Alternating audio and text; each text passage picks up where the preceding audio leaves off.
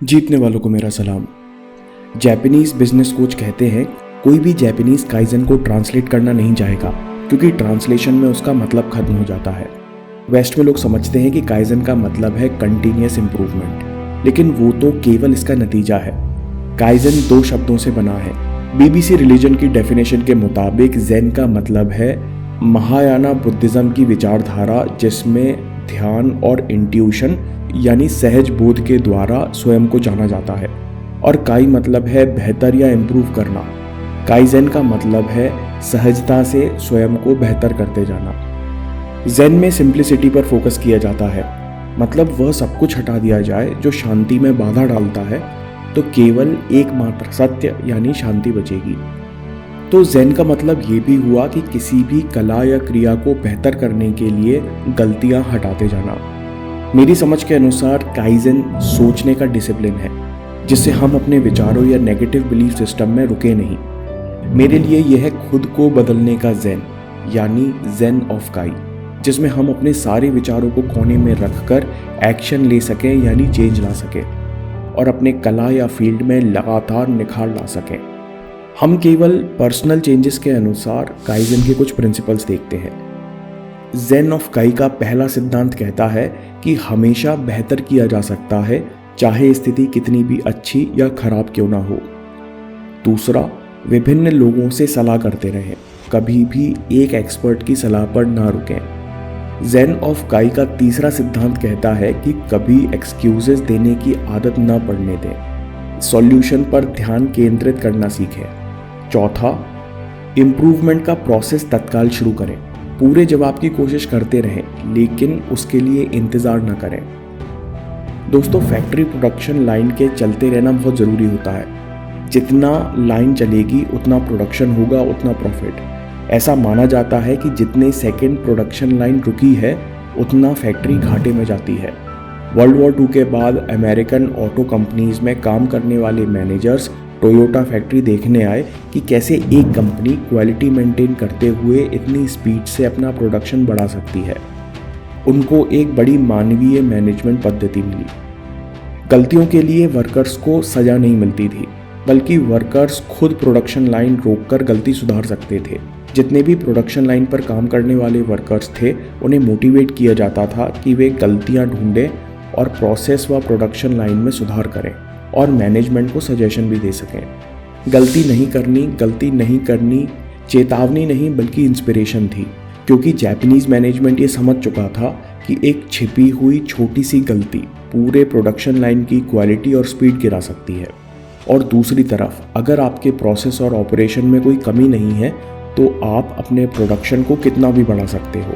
और यही काइजन भी कह रहा है कि छिपी हुई छोटी छोटी गलतियों की कीमत बहुत बड़ी होती है, हमको पता भी नहीं चलता।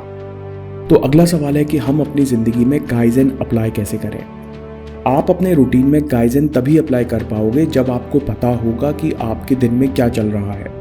अभी तो आपको केवल ये पता है कि मैं बहुत बिजी हूँ या मैं फोकस नहीं कर पाता, लेकिन आपको इनके पैटर्न्स नहीं पता होंगे। इसलिए हमेशा अपने दिन को रिव्यू करने का सिस्टम बनाइए। सबसे सिंपल, सबसे छोटा रिव्यू सिस्टम क्या है? हर रात 2 क्वेश्चन का आंसर लिखिए कि आज मैंने क्या अच्छा किया, और दूसरा, मैं कल केवल एक चीज़ कैसे सुधार सकता हूँ। दोस्तों, इसको हम पहले भी डिटेल में डिस्कस कर चुके हैं। मास्टरी पर वीडियो देखिए कि ये रिव्यू सिस्टम क्यों काम करता है। काइजन का एक कोर प्रिंसिपल है वेस्ट रिडक्शन या गलती नहीं करनी। आप अपने गोल पर इम्प्रूव करना चाहते हैं तो एक एक करके हर दिन की गलतियां कम करें। जो अपने फील्ड में लीडर्स हैं वो कैलिब्रेट करने लगते हैं। कैलिब्रेट मतलब बहुत छोटे छोटे एडजस्टमेंट्स जो बाकी लोगों को नहीं दिखते। वहीं दूसरी ओर आम जनता करें या ना करें, शुरुआत करने में ही अटकी रहती है। तीसरा स्टेप है परफेक्ट टाइम टेबल तो बाद में बनेगा, अच्छी डाइट तो परसों से शुरू होगी। ज़ेन ऑफ काई कहता है चेंज इज नाउ। उस चेंज पर अमल करें जो अभी किया जा सकता है। फॉर एग्जाम्पल, आपको हर दिन के अंत में रिव्यू करना है तो आप अभी के अभी रिमाइंडर के लिए अलार्म तो लगा सकते हो। कभी भी बड़े चेंजेस के लिए वेट ना करें, क्योंकि बड़ा चेंज तो बाद में आएगा।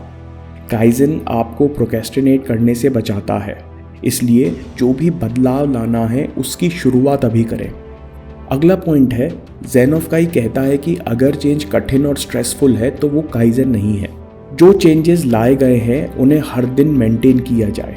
फॉर एग्जाम्पल, अगर आप मेडिटेशन शुरू करना चाहते हो तो आप पहले दिन 20 मिनट नहीं कर सकते, क्योंकि आप अगले हफ्ते हर दिन उतना नहीं कर पाओगे।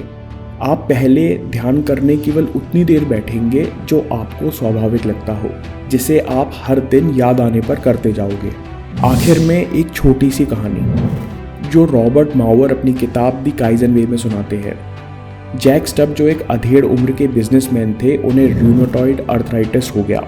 जब हॉस्पिटल में भर्ती कराया गया तो उनके 20 जॉइंट्स में सूजन थी। डॉक्टर्स ने बोला कि अब आप कभी एक्सरसाइज नहीं कर सकते और करना भी मत, नहीं तो शरीर में चोटें पड़ जाएंगी। लेकिन जैक अपने नाम की तरह स्टबर्न थे। जैक ने कहा, ऐसे तो मेरी बची हुई ज़िंदगी बिस्तर पर निकल जाएगी। उन्होंने हर दिन बिल्कुल छोटे छोटे इम्प्रूवमेंट्स लाना शुरू कर दिए। पहले कुछ दिन तो वो केवल 20 सेकंड के लिए खड़े होते और फिर ज़ोर से अपनी तारीफ करते। फिर अगले हफ्ते उन्होंने चलना शुरू किया। फिर चलकर वो जिम जाने लगे। वहाँ कुछ लोगों से हंसी मजाक करते और वापस लौट आते। फिर एक दिन जाकर ट्रेडमिल पर खड़े होकर वापस आ गए।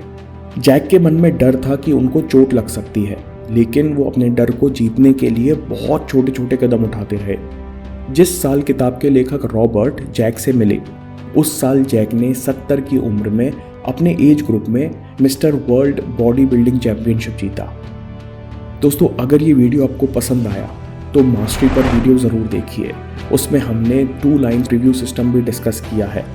और हाँ, चैनल ज़रूर सब्सक्राइब कीजिए। मैं काम के किस्से लाता रहूँगा। हिम्मत, हरकत, होशियारी, हम जीतेंगे।